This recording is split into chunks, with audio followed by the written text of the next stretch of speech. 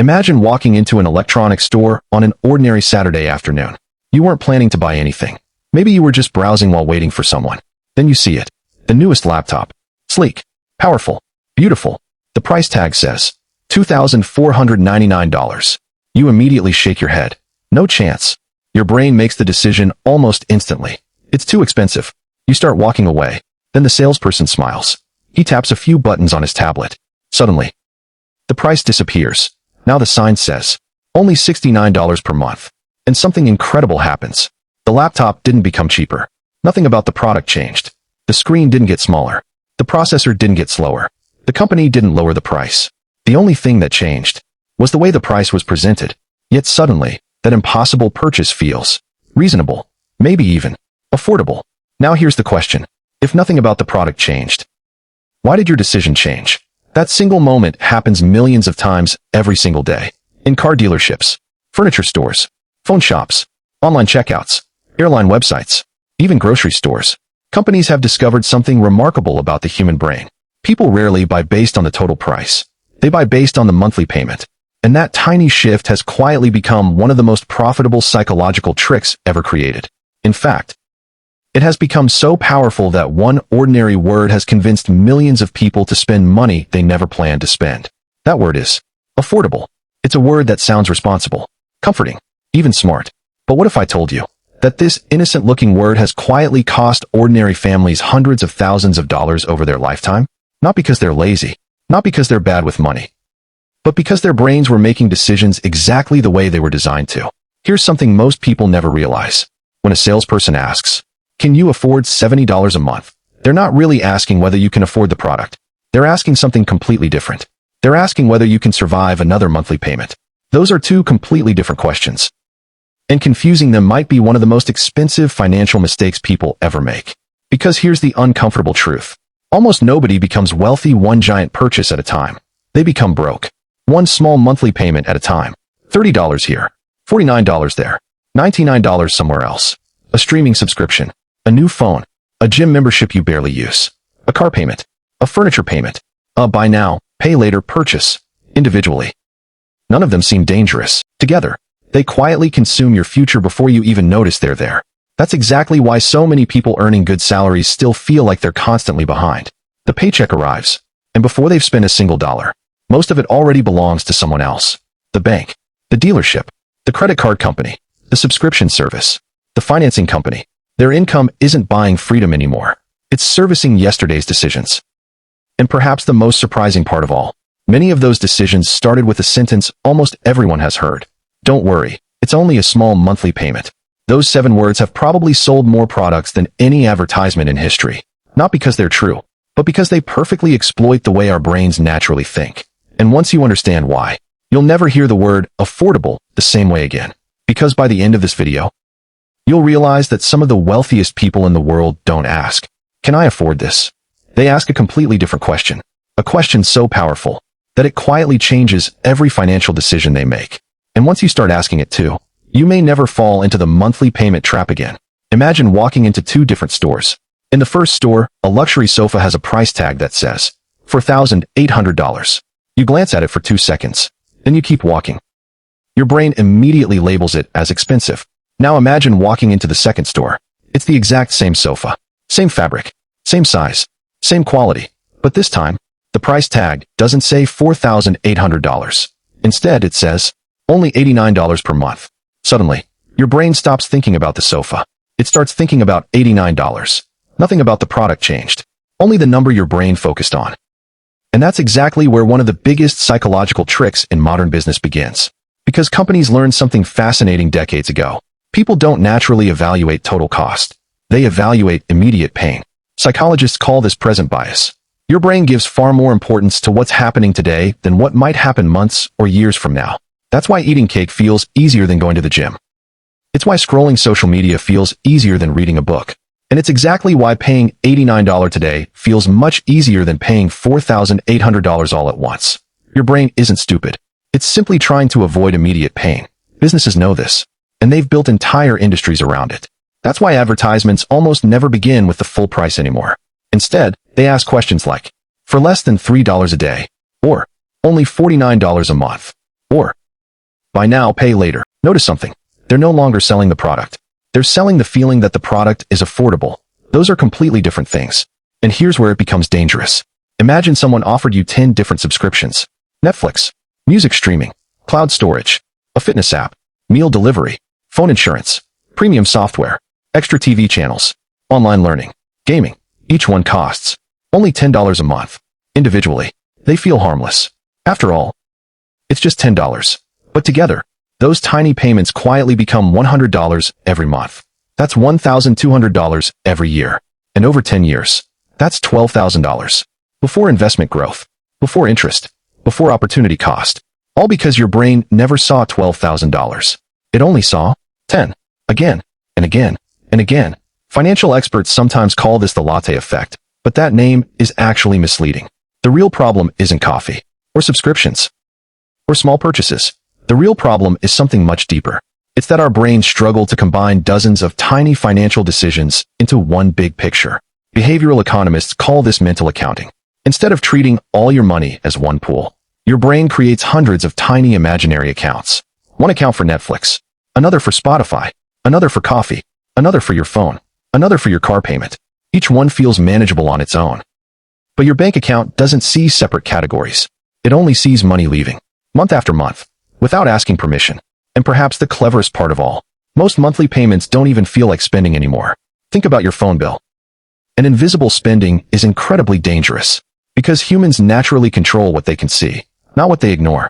That's why casinos don't use cash. They use colorful chips. That's why online stores encourage one-click purchasing. That's why so many apps automatically renew your subscription. The easier money is to spend, the less your brain feels it leaving. Companies aren't hoping you'll make one enormous purchase. They're hoping you'll make dozens of tiny ones. Because tiny payments don't trigger alarm bells. They slip quietly beneath your attention, like water dripping from a faucet. One drop seems meaningless, but leave it dripping long enough, and eventually, the entire bucket is empty. And that's the moment most people realize. They were never buying products. They were quietly selling away pieces of their future. Imagine two people standing inside the same furniture store. They're both looking at the exact same dining table. It's beautiful, solid wood, built to last decades.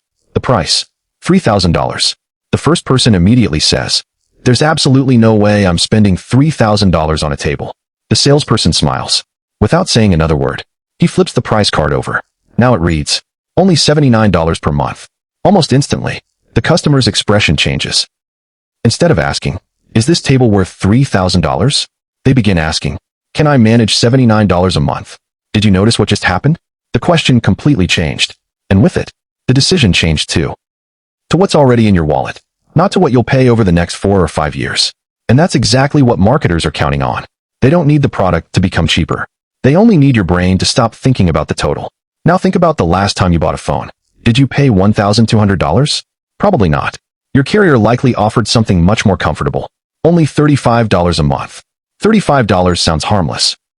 It's less than dinner for two. Less than a tank of gas in many cities. Less than many people spend on coffee each week. But here's what almost nobody calculates. That $35 isn't just $35. It's $35 every single month, for years. And while you're making those payments, your money can't do anything else. It can't be invested. It can't earn interest. It can't become an emergency fund. It can't buy freedom.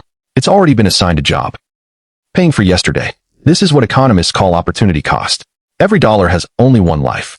The moment you spend it, it loses the opportunity to become something bigger. Most people think the cost of buying a phone is the price of the phone. Wealthy people think differently. They ask, what else could this money become if I didn't spend it? That's an entirely different way of looking at money. Imagine someone invests just $200 every month instead of financing unnecessary purchases. Not because they're rich. Not because they have a higher salary.